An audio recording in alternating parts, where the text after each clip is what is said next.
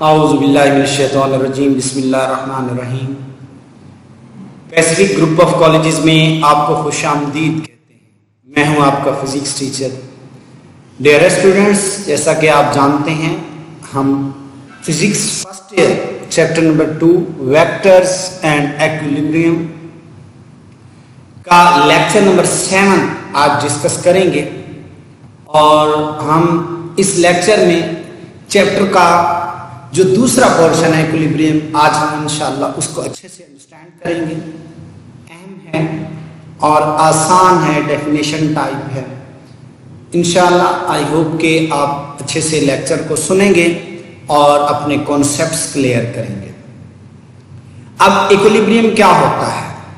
Physics कहती है कि आपके पास इक्विलिब्रियम उसको कहते हैं कि एक बॉडी है, उस पर काफी सारी फोर्सेस लग रही हैं, लेकिन फिर भी वो रेस्ट में है या वो यूनिफॉर्म वेलोसिटी के साथ मूव कर रही है। यूनिफॉर्म वेलोसिटी का क्या मतलब है कि इक्वल टाइम इंटरवल में equal distance in same direction cover हो रहा हो।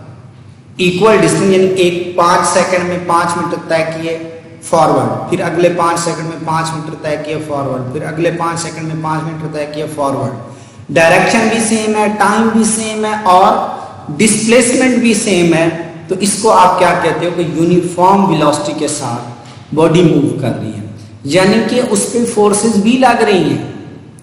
फोर्सेस लगने के बावजूद अगर कोई बॉडी रेस्ट में हो या यूनिफॉर्म वेलोसिटी से मूव कर रही हो, उसको हम क्या कहते हैं कि बॉडी इक्विलिब्रियम के अंदर है। बॉडी किसके अंदर है डियर स्टूडेंट्स? इक्विलिब्रियम के अंदर होती है। तो इक्विलिब्रियम की डेफिनेशन आपने यहां से देखनी है कि आपके पास if a body under the action of number of forces is at a rest or moving with uniform velocity is said to be in equilibrium. अब equilibrium conditions, first condition of equilibrium, second condition of equilibrium. First condition में क्या है बेटा? आपके पास एक body straight path पे move कर रही है, लीनियर पाथ पे, और एक बॉडी सर्कुलर पाथ पे मूव कर रही है। सर्कुलर पाथ के लिए आपके पास सेकंड कंडीशन यूज होती है और लीनियर पाथ के लिए आपके पास क्या है? First condition. एक बॉडी स्ट्रेट पाथ पे मूव कर रही है, लीनियर पाथ है, उसके लिए आप first condition of equilibrium use करते हैं। अब एक बॉडी रोटेट भी कर रही है और साथ आगे फॉरवर्ड भी मूव कर रही है, तो उसके कंप्लीट इक्विलिब्रियम के लिए दोनों कंडीशंस का होना, सेटिस्फाई होना जरूरी है। यानी फर्स्ट कंडीशन और सेकंड कंडीशन दोनों सेटिस्फाई हों। अब क्वेश्चन ये आता है कि sir what is first condition of equilibrium? Equilibrium की पहली कंडीशन क्या है? इक्विलिब्रियम तो हमें समझ आ गया कि अगर फोर्सेस लगने के बावजूद भी बॉडी रेस्ट में है या यूनिफॉर्म वेलोसिटी से मूव कर रही है, ठीक है, तो हम कहते हैं वो इक्विलिब्रियम में है। तो फर्स्ट कंडीशन ऑफ इक्विलिब्रियम क्या है? तो इसमें डियर स्टूडेंट्स, आपके पास एक बॉडी रेस्ट में है या मूव कर रही है यूनिफॉर्म वेलोसिटी के साथ, हैज जीरो एक्सेलरेशन। तीसरा पॉइंट आ गया, एक्सेलरेशन क्या होता है? एक्सेलरेशन होता है वेलोसिटी में change with respect to time. अब पहले में तो बॉडी है रेस्ट में, यानी वेलोसिटी तो जीरो है, तो मतलब एक्सेलरेशन भी जीरो हो गया। दूसरी कंडीशन में क्या? Moving with uniform velocity. Acceleration क्या होता है? वेलोसिटी चेंज हो, यूनिफॉर्म ना हो। अच्छा, यहां पे तो वेलोसिटी यूनिफॉर्म है, वेलोसिटी चेंज नहीं हो रही। अगर वेलोसिटी यूनिफॉर्म है तो एक्सेलरेशन जीरो होगा। अब आपने एमसीक्यूज में ये याद रखना है कि लीनियर एक्सेलरेशन कब जीरो होता है? जब बॉडी रेस्ट में हो या बॉडी यूनिफॉर्म वेलोसिटी से मूव कर रही हो, यानी आपके पास उसकी वेलोसिटी चेंज ना हो रही हो, तो उस टाइम एक्सेलरेशन जीरो होता है। From Newton's laws of motion vector sum of all the forces acting on it must be zero. जितनी फोर्सेस उस पर लग रही हैं, अगर उनका सम जीरो के इक्वल है, तो आप क्या कहेंगे कि वो फर्स्ट कंडीशन ऑफ इक्विलिब्रियम को जस्टिफाई कर रही है। मतलब आपके पास एक दोस्त है आपका, वो बॉल पेन आपकी तरफ अपनी तरफ खींचता है, आप अपनी तरफ खींचते हो, वो भी 10 न्यूटन फोर्स लगा रहा है अपनी तरफ, आप भी 10 न्यूटन फोर्स लगा रहे हो, लेकिन उसके मुखालिफ सिमत में, तो बोर्ड मारकर किसकी तरफ जाएगा? किसी की तरफ भी नहीं। ठीक है, अब आपके पास क्या है? एक बंदा गाड़ी को आगे से धक्का लगा रहा हो ठीक है, कि वो पीछे की तरफ मूव करे और एक बंदा पीछे से धक्का लगा रहा हो कि आगे की तरफ मूव करे, दोनों सेम फोर्स लगा रहे हो लेकिन अपोजिट डायरेक्शन में गाड़ी ना आगे की तरफ जाएगी ना पीछे की तरफ। तो इस कंडीशन को क्या कहते हैं?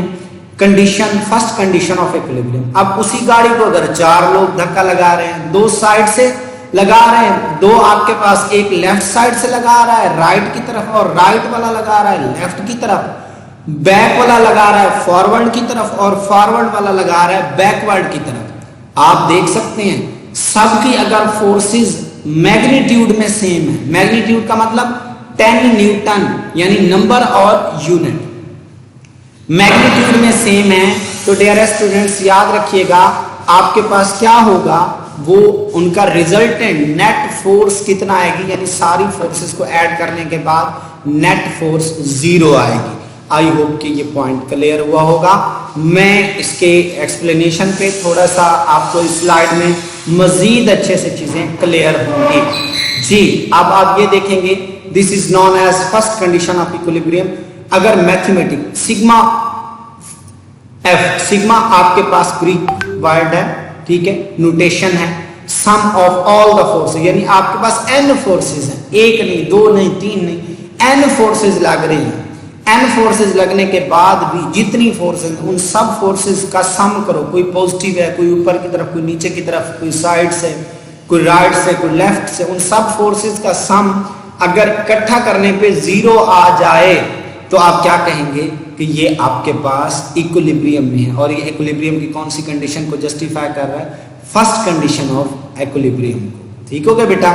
जैसा कि आप ये देखें, ये जो है ना, ये टांग, चाचे की जो टांग है आप देख सकते हैं, इससे ये आपके पास अटैच है, यहां से ये डोरी से ये अटैच है, तो ये डोरी टेंशन लगा रही ऊपर की तरफ, उसका वेट नीचे की तरफ है, ठीक है।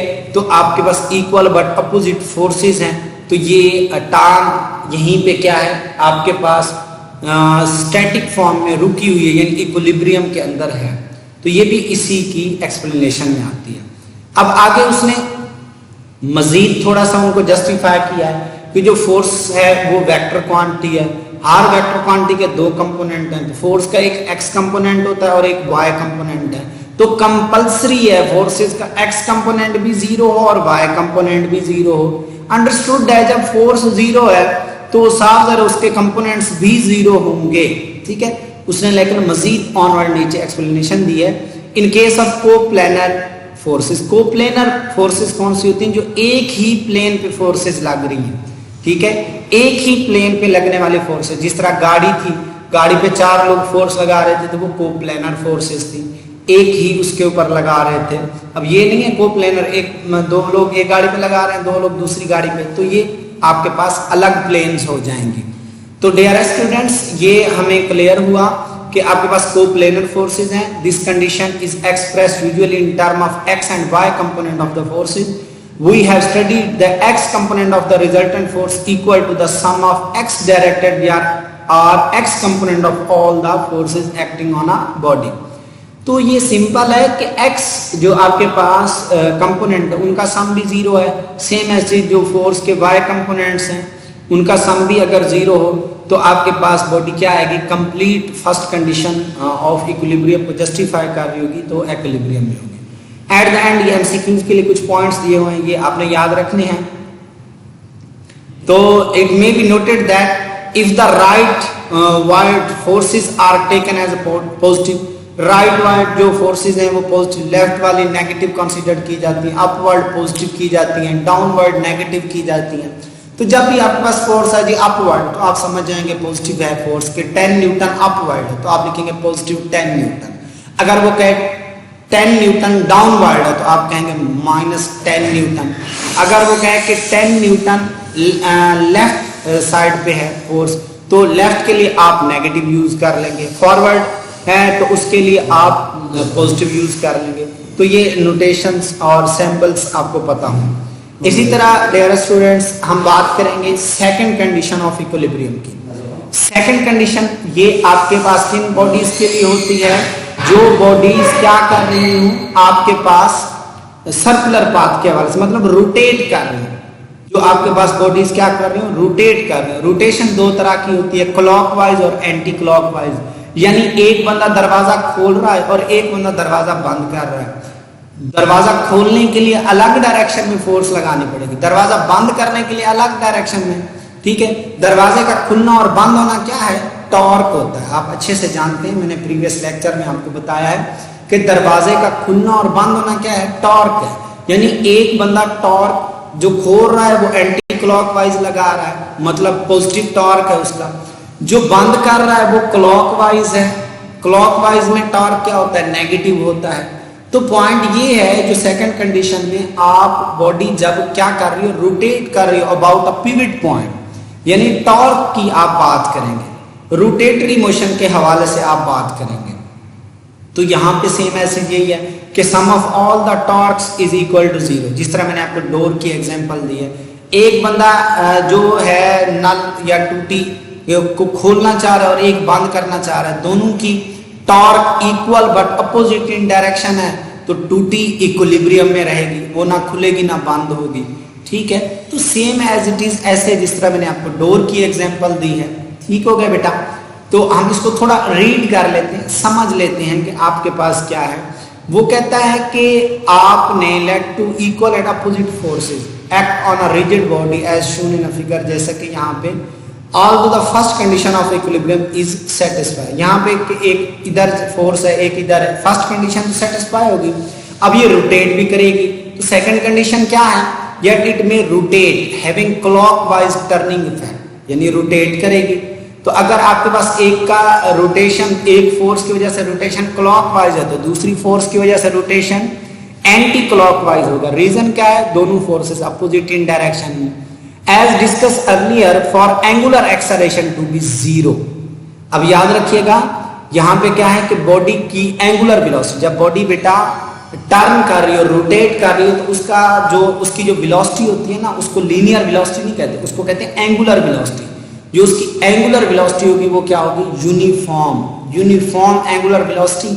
अगर एंगुलर वेलोसिटी चेंज नहीं हो रही तो एक्सेलरेशन कभी भी नहीं होगा। याद रखिएगा, अगर एंगुलर वेलोसिटी उसकी चेंज होगी तो एक्सेलरेशन पैदा होगा। तो यहाँ आप देख सकते हैं उसने क्या कहा हुआ है कि सेकंड कंडीशन में जरूरी है कि एंगुलर एक्सेलरेशन क्या हो, जीरो हो। एंगुलर एक्सेलरेशन कब जीरो होगा बेटा, जब एंगुलर वेलोसिटी यूनिफॉर्म होगी या बॉडी रेस्ट में होगी। दो कंडीशन, या एंगुलर वेलोसिटी यूनिफॉर्म हो या बॉडी रेस्ट में हो, तब एंगुलर एक्सेलरेशन जीरो होगा। और net torque acting on the body should be zero, वो भी जीरो होगा। इसी को सेकंड कंडीशन ऑफ इक्विलिब्रियम कहते हैं कि angular acceleration to be zero, net torque acting on a body should be zero. Thus for a body in equilibrium, the vector sum of all the torques acting on it about any arbitrary axis should be zero। आपके पास axis है, well and good, नहीं है तो आप वहां पे suppose कर लेंगे कि आप एक एक्सिस के अराउंड क्या कर रहे हैं, उस बॉडी को रोटेट कर रहे हैं। ठीक है, तो जिस तरह एक पर्सन है, एक बंदा उसको क्लॉकवाइज घुमाना चाह रहा है और दूसरा एंटी क्लॉकवाइज घुमाना चाह रहा है, यानी एक पर्सन इधर उसको घुमाना चाह रहा है और एक उसको इधर घुमाना चाह रहा है, तो दोनों की अपोजिट डायरेक्शन है।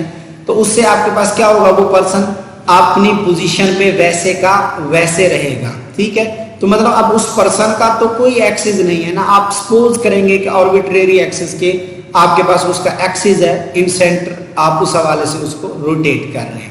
तो ये सेकंड कंडीशन ऑफ इक्विलिब्रियम है। और डियर स्टूडेंट्स, अगर आप काउंटर क्लॉकवाइज टॉर्क लेंगे वो पॉजिटिव होगा। ये अहम एमसीक्यूज है, मैंने टॉर्क में भी आपको बताया था।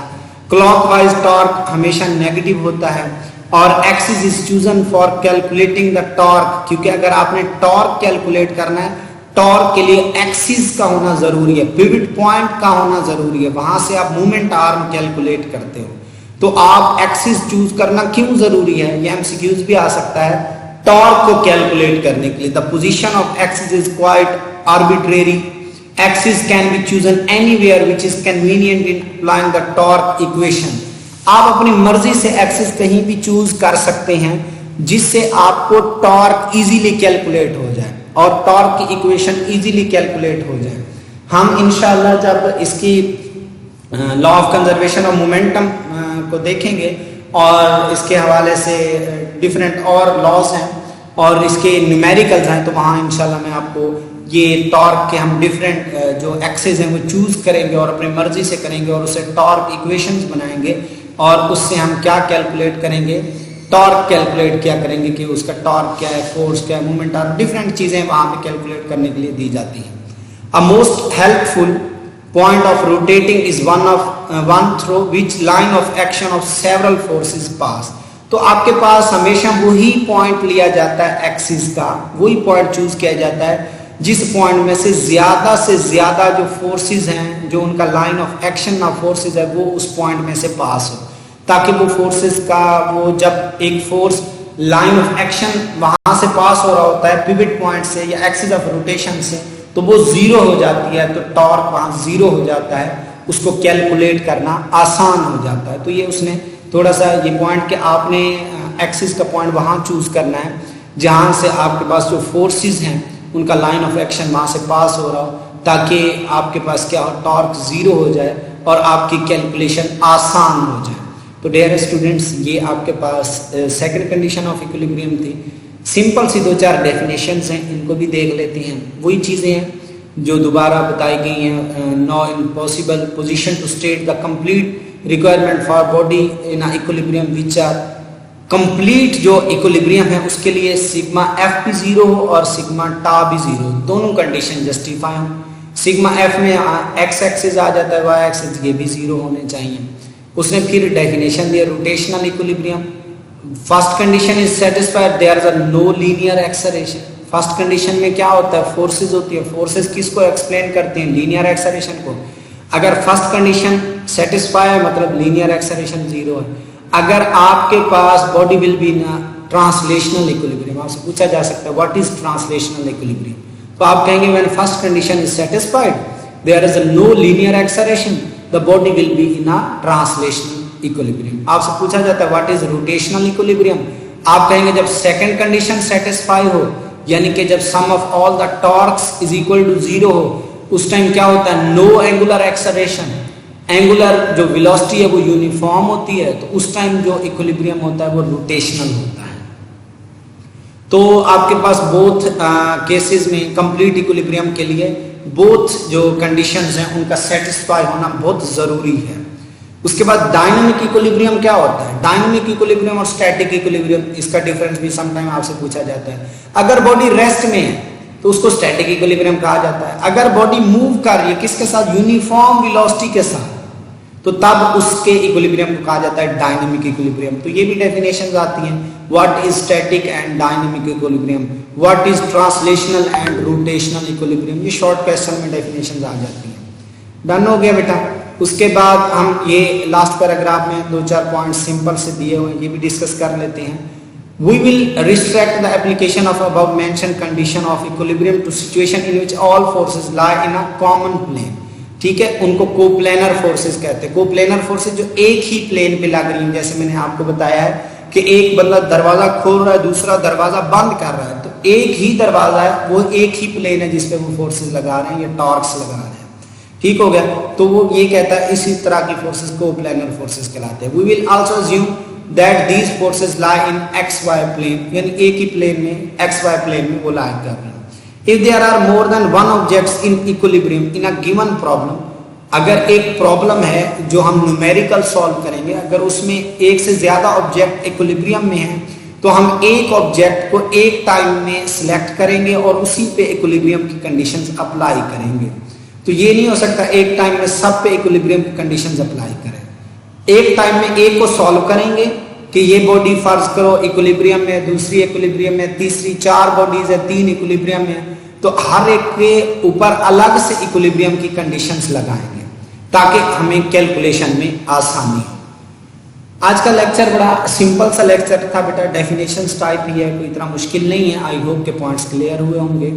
उसके बाद बेटा छोटी सी ये असाइनमेंट है, सिंपल से एमसीक्यूज हैं, ठीक है, आपने इनको खुद देखना है, आसान से हैं। और शॉर्ट क्वेश्चन में भी सेकंड कंडीशन इक्विलिब्रियम की डेफिनेशन है, फर्स्ट कंडीशन स्टैटिक और डायनामिक इक्विलिब्रियम क्या होता है, उसका डिफरेंस है, रोटेशनल या ट्रांसलेशनल इक्विलिब्रियम क्या होता है, डेफिनेशंस है अभी मैंने आपको बताई हैं। आई होप के पॉइंट्स क्लियर होंगे। अल्लाह आपका हामी नासिर हो, दुआओं में याद रखिएगा। God bless you honour, thank you so much.